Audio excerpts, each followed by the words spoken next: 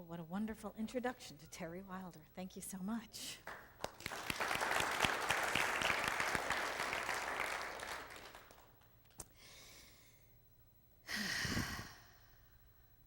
On August 5th, Wade Michael Page murdered 6 congregants and wounded a police officer at a Sikh temple in Wisconsin.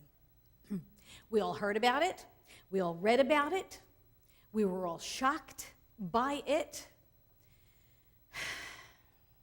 And yet, the day before, on August 4th, teenagers lobbed rotten fruit at a mosque in Hayward, California.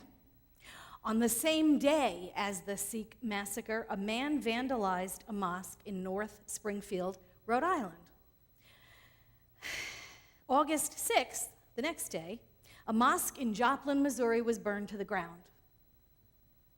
On August 7th, 2 women threw pork on the site of a proposed Islamic center in Ontario, California.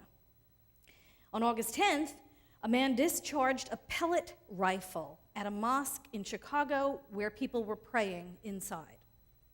And on August 12th, attackers fired paintball guns at a mosque in Oklahoma City. On that same day, a homemade bomb filled with acid was thrown at an Islamic school where children were in Lombard, Illinois.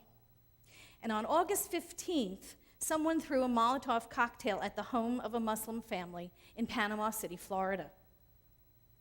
Now, we all heard about the Sikh temple massacre, and we were all outraged by it, but how many of those other stories did you hear? How many of those other stories were told? How many of us are familiar with those daily acts of violence?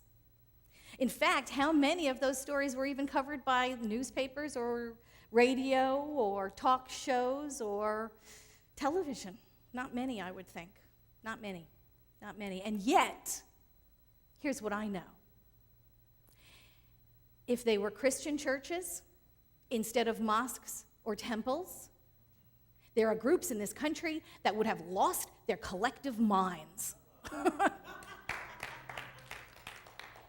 They would have been screaming and shouting from the rooftops about the war on Christianity. They'd be demanding the government intervene and do something about it. But because it wasn't about our kind, it didn't warrant a byline. In fact, you have to really search for it to find it. Statistics from the FBI, and forgive me, but the most recent ones I have are from 2009, say the majority of hate crimes are prompted along racial lines, over 50%. Then religious bias, over 20%. And then sexual orientation, which is slightly over 20% also. And here's the thing. As a country, we must get beyond blaming the other. Whoever that other is, we have to move beyond blaming them for what is wrong with our lives, or what is wrong in our country, or what is wrong in our economy, or what is wrong with the world. We must move beyond shifting the blame to other. And the first step to moving beyond that blame is practicing tolerance. And I know you hear it all the time. And it's a big buzzword now in this country that we have to practice tolerance. I know there's all kinds of tolerance signs around, and it's taught in the elementary schools. And that is the first step to healing. But tolerance is just that. It is just the first step. Tolerance treats the symptoms, but it does not treat the illness. Tolerance addresses things at the level of the effect, not the cause. Author Japin said this. He said, if you accept others as equal, you embrace them unconditionally, now and forever. But if you let them know that you tolerate them, you suggest in the same breath that they are actually an inconvenience, like a nagging pain or an unpleasant odor you are willing to disregard. Jesus did not say, tolerate your neighbor. Endure the people around you. commandment is love thy neighbor. Love God with all your heart. Love others as yourselves. The Buddha said it. Hatred does not cease through hatred at any time. Hatred ceases through love. This is an unalterable law. And in Buddhism, there is a beautiful prayer that we are to use. And it says this: may all beings be happy and secure. May their hearts be wholesome. Whatever living beings there be, feeble or strong, tall, stout, or medium, short, small, or large, without exception, seen or unseen, those dwelling far or near, those who are born or those yet unborn, may all beings be happy. In Hinduism, in the Bhagavad Gita, it says, see the self in every creation, and all creation is in the self. In Sikhism, it says, I am estranged with no one, nor is anyone a stranger to me. Indeed, I am friend to all. And in Islam, it says, none of you truly believes until you love for your brother what you love for yourself. Sounds very similar to the golden rule, doesn't it?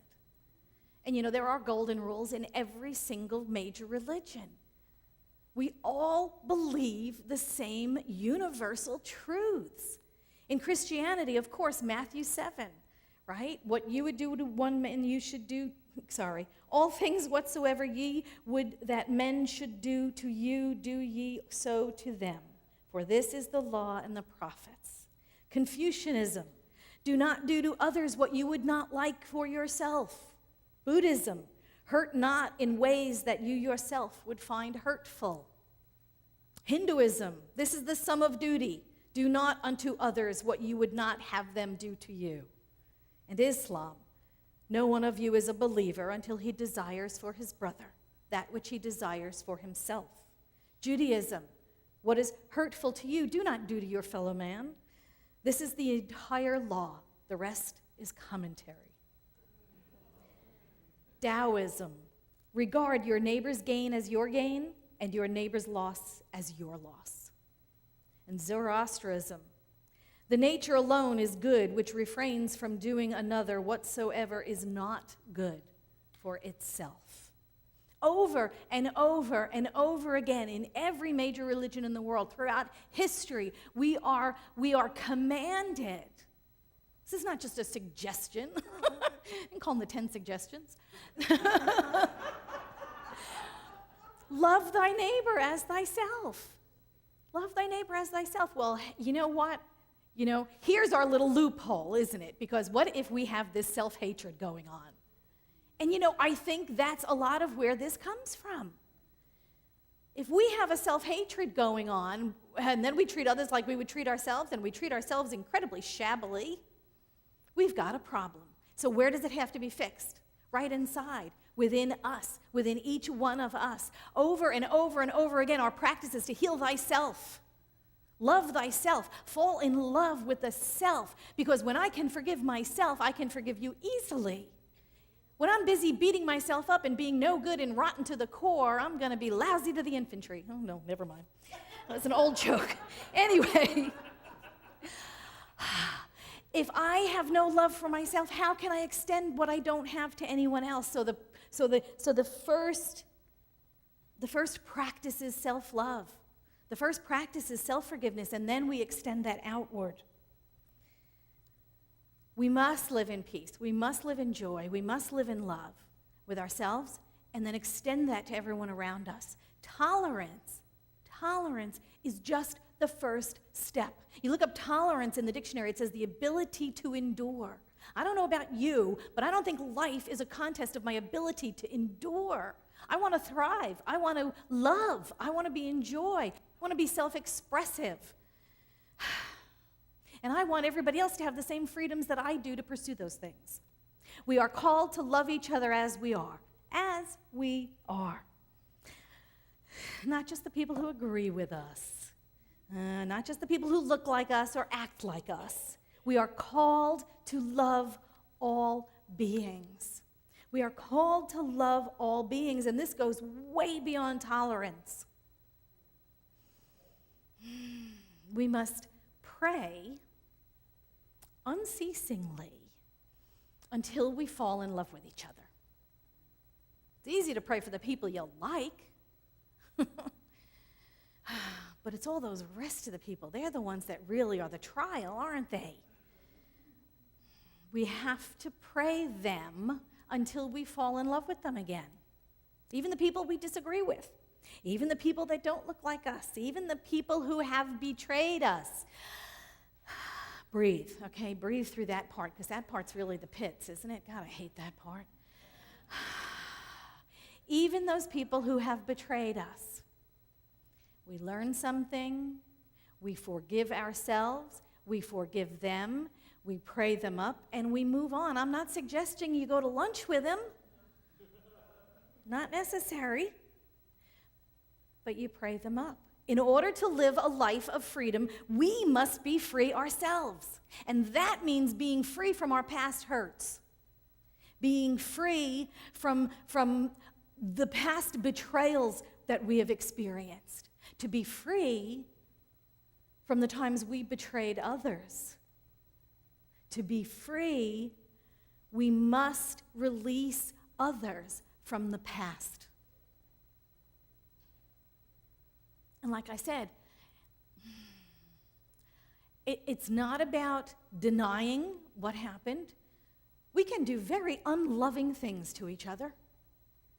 So it's not about denying it or sweeping it under the rug, but it is about releasing. It's about releasing it.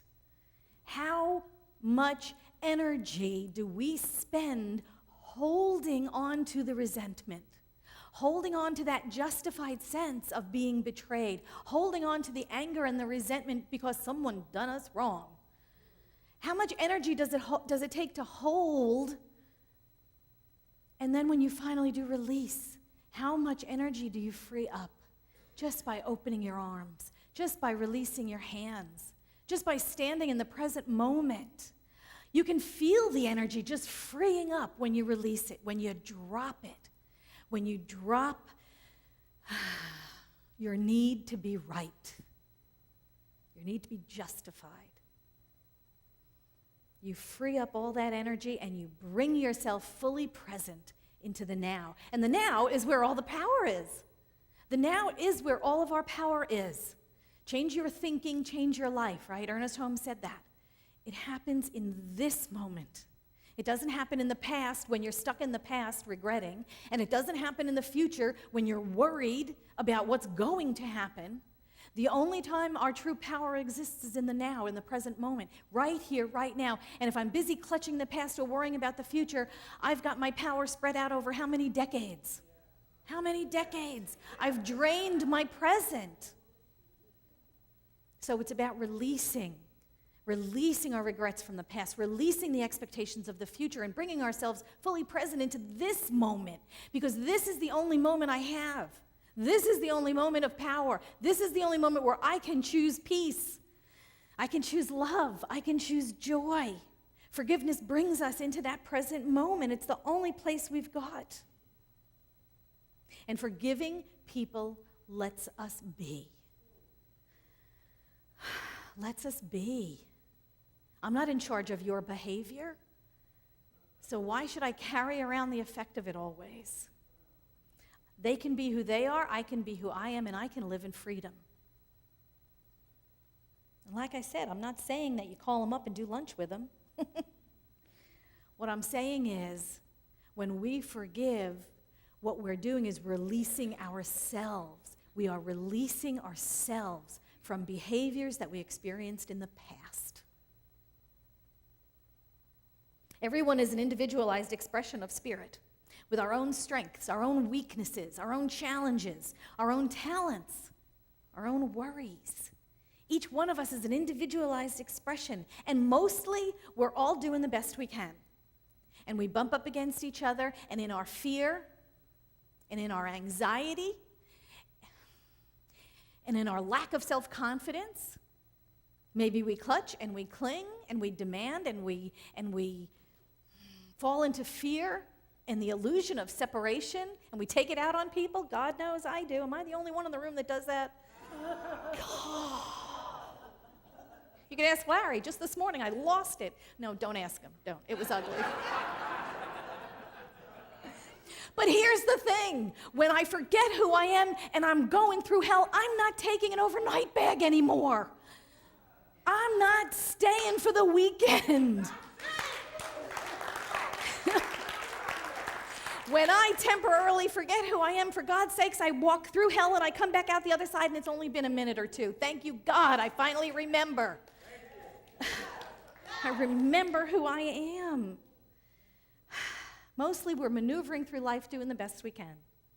And our individuality, the thing that makes us different from each other and from every other person on the planet, that individualized spark of the divine within us, that's us. That is the truth of us. That higher part, that spiritual self, that individualized expression of us, that is the truth of who we are. That is our highest and best good. That's the part we resonate with when we remember. Oh, yeah, that's me. That's me. Our individuality is that gift from God. We were made individual. No two of us alike. Spirit knew of us as individuals. We are needed and necessary right here, right now, because we're here. And if Spirit didn't have need for us, we would not be here. But here we are, unique and individual, like no other person on earth. We've been made that way, and that is our gift. Ernest Holmes said this. He said, anyone contacting the subjective side of race mentality with the ability to bring it to the surface will have at his disposal an emotional knowledge that many lifetimes of hard study could not accumulate. But if one has to surrender his individuality in the process, he would better remain ignorant. That is how important our individuality is to life. We bring uniquely to this life who we are as spirit in form. We must be individuals left alone to discover that inner divinity, to discover that higher selves on our own, and to discover our place in the world, our own personal cosmology, and how we fit in. The world is in need of us, or we wouldn't be here, but we have free will. And we have been left alone to discover this God self within us on our own by ourselves. We cannot be programmed to know this about ourselves, or we would not be free. We would not be free beings. We must discover that inner divinity, that place within ourselves that has never been hurt, that has never been wounded, that is whole and perfect and complete. And by complete, I mean lacking nothing. There is that place within us that lacks nothing, and we must be free to discover it on our own. And that spark, when we contact that, when we commune with that, our spark illuminates our little part of the world. We become the place of healing, blam, right in our own place, right where we stand. We become that place of light, lighting the way for others. We become that place of healing, right where we stand. We cannot awaken others, but we can shine our light so brightly that we become the source of awakening for others. And that's what we're here to do, to be the love. We're here to be the love and be that joy and be the forgiveness and be the compassion and be the peace and be the understanding so that we give people permission to awaken around us. We give people permission to grow, to transform around us, and we cheer them on. It's the best thing in the world we do here in spiritual community, isn't it? When people come in here and go, I'm thinking, maybe this career isn't for me. I'm thinking about trying. I don't know, maybe I should. I'm frightened. And what do? We go, yes, do it. Try on that bigger life. Go for it. That's what spiritual community is about. Supporting each other through that growth.